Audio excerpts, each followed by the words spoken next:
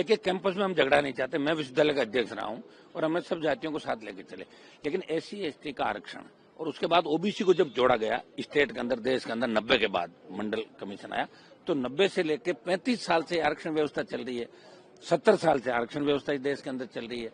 कई स्टेट के अंदर तो आरक्षण 65% ज्यादा चला गया, वहां की स्टेट और दिल्ली मिलकर करते हैं। सुप्रीम कोर्ट कहता 50 से ज्यादा नहीं होना चाहिए, कई स्टेट में 65% आरक्षण है।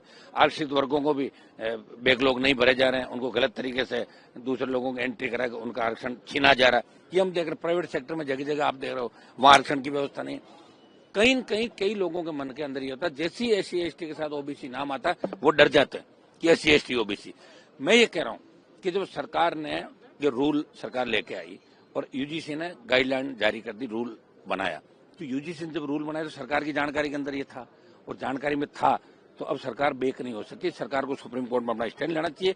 मैं ये कह रहा हूं इसके अंदर एक लाइन ये भी डालनी चाहिए कि SC ST OBC के साथ साथ प्रत्येक छात्र, चाहे उसकी कोई भी जाति हो, अगर उसको अपमानित किया गया, उसकी रैगिंग हुई या दूसरा हो, तो उन जो आरोपी हैं उनके खिलाफ कड़ी कार्रवाई होनी चाहिए। जातीय वैमनस्यता कैंपस में नहीं बढ़नी चाहिए। लेकिन OBC से मुझे नहीं लगता कि SC ST का आरक्षण लंबे समय से और OBC का भी 90 से, अब एकदम से बात कहां से उठ गई। और दूसरा मुझे तो लगता है कई मामलों क्या सरकार भी बैकडोर से दूसरे दबाव बनाती है इधर उधर से। तो अब सरकार अगर स्टैंड बदलती है तो देश में मैसेज आएगा कि सरकार ने ही ये निर्णय कराया, और सरकार अगर स्टैंड पे रह जाती है तो सरकार की मजबूती का मैसेज जाएगा। अब सरकार को तय करना क्या करती है सरकार। लेकिन एक जो मैसेज था सामान्य वर्ग को, ये लग रहा था कि अगर गलत शिकायत हो गई तो वही हम सामान्य वर्ग के खिलाफ थोड़ी हैं। हमने तो आर्थिक आधार पर राजस्थान में आरक्षण की मांग करी थी कि आर्थिक आधार पर आरक्षण दो प्रत्येक जाति को। लेकिन इसका मतलब ये नहीं कि जो आरक्षित वर्ग है उनको कुछ न कुछ तो मिलना चाहिए ना यार। आरक्षित वर्ग जब आप एडमिशन में आरक्षण दे रहे हो, नौकरियों में दे रहे हो, तो उन जिस तरह SC ST का जो एक्ट बना हुआ है, SC ST के छात्रों पर अगर के अत्याचार अन्याय हुआ तो उनके लिए कानून अलग प्रावधान रखता है। तो OBC के साथ भी होना चाहिए, क्यों नहीं हो। और OBC को जो आरक्षण मिल रहा है अभी आरक्षण बढ़ना चाहिए जनगणना के हिसाब से। गाइडलाइन पे रोक लगा दिया है, ये तो ठीक ही, तो अच्छा किया है। ये जो UGC गाइडलाइन अनकॉन्स्टिट्यूशनल इलीगल था, और सुप्रीम कोर्ट ने जो आपको पास से सुन रहे हैं, हम तो अंदर में थे, जो हुआ तो अच्छा हुआ, वो तो हम लोग का बात ही था, इसको बंद करना है। अब अच्छा पिछले बार देखा है तो वक्फ बिल में बहुत सा प्रोविजन को स्टे कर दिया। अभी SIR में देख रहा है जे बंगाल में बहुत सा चेंज कर दिया है, और फिर चेंज करेगा। ये कोई तुगलकी राजत्व नहीं चलेगा। देश का सबको मानना पड़ेगा कॉन्स्टिट्यूशन का। कॉन्स्टिट्यूशन मान के ये नहीं चलेगा, उसका बात खारिज करना ही सुप्रीम कोर्ट का रिस्पॉन्सिबिलिटी है। तो उन्होंने निभाया वो रिस्पॉन्सिबिलिटी, वो बहुत अच्छा काम हुआ। कि स्टैंडिंग कमेटी में जिन पॉइंटों पे डिस्कशन हुआ था तो उनमें कुछ पॉइंट्स को नहीं लिया गया था, तो बहुत सारे कंट्राडिक्शंस थे। मुझे लगता है कि एक बार फिर से डिस्कशन में जाएगा तो एटलीस्ट अभी जो विवाद हो रहा था उसको और बेहतर तरीके से अगर क्लेरिफिकेशन मिल जाए। देखिए, एक तरफ SC ST OBC है, लेकिन दूसरी तरफ ऑल स्टूडेंट के साथ डिस्क्रिमिनेशन नहीं हो।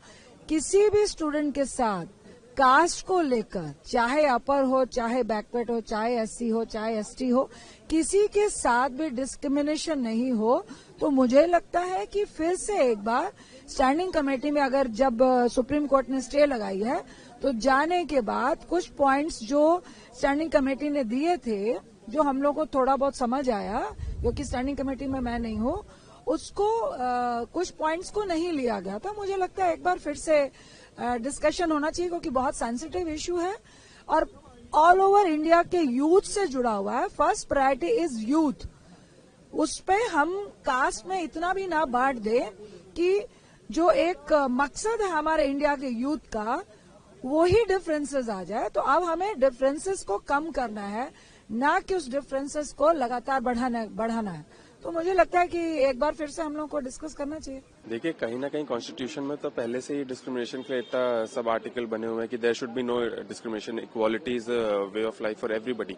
लेकिन मुझे लगता है कि कहीं ना कहीं डिस्क्रिमिनेशन पहले से था, तभी ये नियम लाए गए थे। और मुझे लगता है कि सरकार को स्पष्ट होकर के सबके सामने ये स्टेटमेंट देना चाहिए कि वो करना क्या चाह रही है। वो पहले कुछ नियम इंट्रोड्यूस होता है, फिर सुप्रीम कोर्ट उसको रोल बैक कर लेती है। इस देश में आप देखेंगे कोई भी नई पॉलिसी आती है तो वो तुरंत रोल बैक हो जाती है। क्या हर चीज प्रोटेस्ट से रोल बैक हो जाएगी या फिर कोई सरकार सही तरीके से कोई नई पॉलिसी लेकर आएगी जो जनहित के लिए हो? अगर ये सुप्रीम कोर्ट में लिया है तो कहीं ना कहीं प्रेशर में लिया है, जनहित के लिए लिया होगा।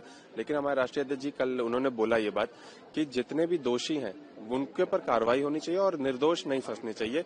यही हमारी डिमांड रही है। और ये सरकार, तो मैं आपको सीधा सीधा बताता हूँ, ये पीडीए के खिलाफ है, फ्रॉम डे वन पीडीए के खिलाफ है।